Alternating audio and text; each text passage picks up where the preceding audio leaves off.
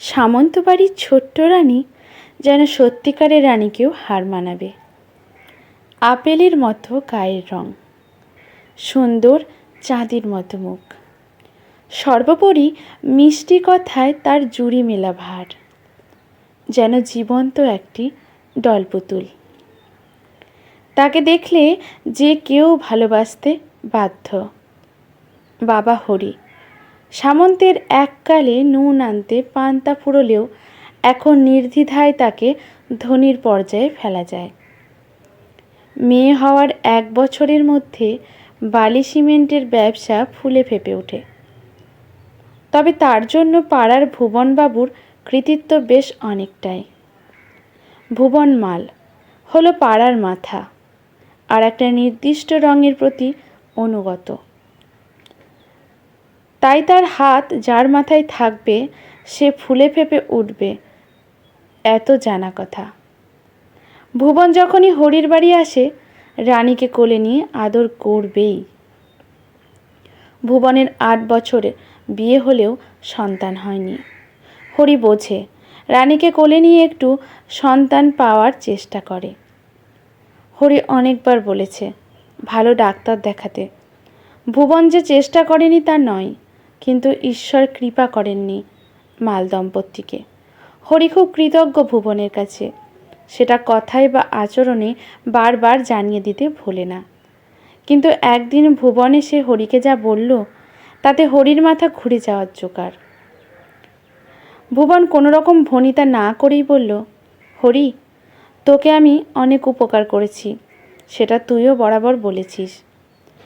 তাই আজ তোর থেকে একটা জিনিস ভিক্ষা চাইছি, দিবি তো? হরি বেশ খোশ মেজাজেই উত্তর দিল, ভিক্ষে বলছো কেন? তোমার জন্য আমি আমার প্রাণটাই বলে দিতে পারি। শুধু একবার বলে তো দেখো, কি চাই তোমার?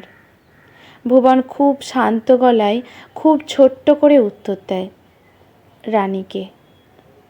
চমকে ওঠে হরি, কি বলছো? মাথা ঠিক আছে তো তোমার? রানী আমার সন্তান, কি করে দিয়ে দেব তোমায়? এবার ভুবন হরির কাঁধে হাত রেখে সান্ত্বনার সুরে বলে ওঠে, আমি জানি তোর আর বউয়ের খুব কষ্ট হবে, কিন্তু তোর তো আরও একটা সন্তান আছে, হোক না সে ছেলে, কিন্তু আমার তো একটাও সন্তান নেই। তোর কোনো চিন্তা নেই, রানী এখানের থেকেও অনেক ভালো থাকবে আমার কাছে। প্লিজ তুই বউকে একটু ভালো করে বোঝা। আদেশের মতো শোনালো। হরির মাথায় তখন আগুন। সে কোনোদিন স্বপ্নেও ভাবতে পারেনি রানীকে অন্য কাউকে দান করবে। সোজা ভুবনের ঘাড় ধাক্কা দিয়ে বলে উঠল, তুমি চলে যাও, নইলে কিন্তু আজ তোমার গায়ে হাত উঠে যাবে। উপকারের প্রতিদান না পেয়ে শেষে মার খেয়ে বাড়ি যাবে। হরির বউ চেঁচামেচি শুনে পাশের ঘর থেকে ছুটে আসে। বউকে দেখে হরি বলে ওঠে, দেখেছ উপকারের কি প্রতিদান চাইছে? বলছে আমাদের রানীকে নাকি দিয়ে দিতে হবে। বউয়ের এই একটা কথাতেই সব বোঝে। মাথা ঠান্ডা রেখে হরিকে বলে, তুমি এত মাথা গরম কেন করছো? দাদা বলেছে মানে রানীকে তো নিয়ে চলে যাচ্ছে না। এবার ভুবনকে উদ্দেশ্য করে বলে, দাদা, ও যদি কোনো দোষ করে থাকে ক্ষমা করবেন। আসলে রানীকে প্রাণীর থেকেও বেশি ভালোবাসে, তাই ওই কথা শুনে মাথা ঠিক রাখতে পারেনি। ভুবন এতক্ষণ একটিও কথা বলেনি। এবার বলে উঠল, তোমার স্বামীকে বোঝাও, না হলে এই এলাকায় আর ব্যবসাপাতি করতে হবে না। শেষের কথাগুলো দিয়ে সে শাঁসিয়ে গেল হরিকে।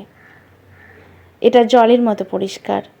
হরি অনেক চিন্তা করে দেখল, কিন্তু কুল পেল না। নিজের বাড়িতে থেকে ব্যবসা চালাতে গেলে ভুবনকে প্রয়োজন, আবার এলাকা ছেড়ে গেলে খাবে কি? ছেলে মেয়েকে মানুষ করবে কিভাবে? বউ হরির কষ্টটা বুঝলেও তার কিছু করার উপায় ছিল না।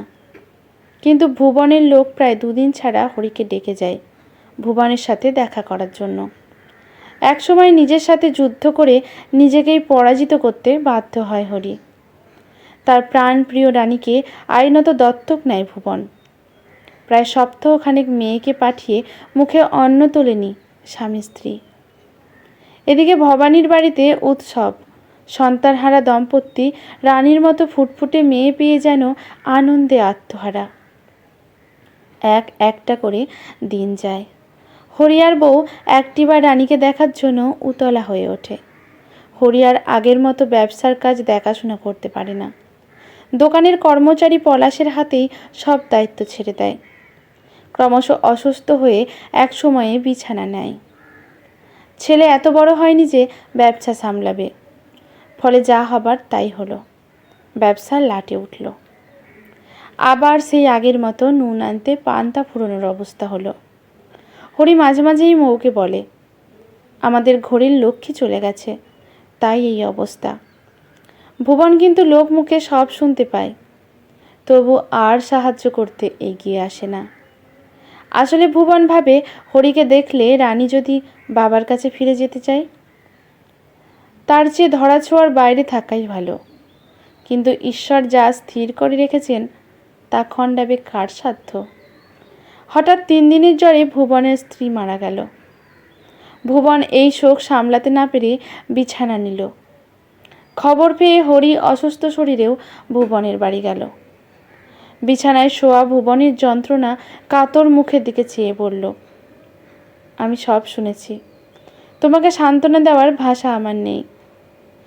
হরির কথা শেষ হওয়ার আগেই ভুবন কাঁপা কাঁপা হাতে হরির হাত দুটি ধরে বলল, আমাকে ক্ষমা করিস হরি, তোর প্রাণ কেড়ে নিয়েছিলাম, তাই ভগবান আমার প্রাণ কেড়ে নিলেন। তুই রানীকে নিজের কাছে নিয়ে যা, আমি বলছি। শেষের কথাগুলো বলে কান্নায় ভেঙে পড়েন ভুবন। হরির চোখেও শুকনো থাকলো না। রানী আবার ফিরে এলো তার বাবা মায়ের কাছে। হরি ক্রমশ সুস্থ হয়ে আবার আগের মতো ব্যবসায় মন দিল।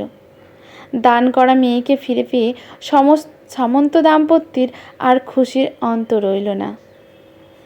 আজকের গল্পটি এখানেই সমাপ্ত। ভালো লাগলে লাইক, শেয়ার, কমেন্ট করে পাশে থাকবেন এরকম নতুন নতুন গল্প পাওয়ার জন্য। আজকের গল্পটি সংগৃহীত। ধন্যবাদ।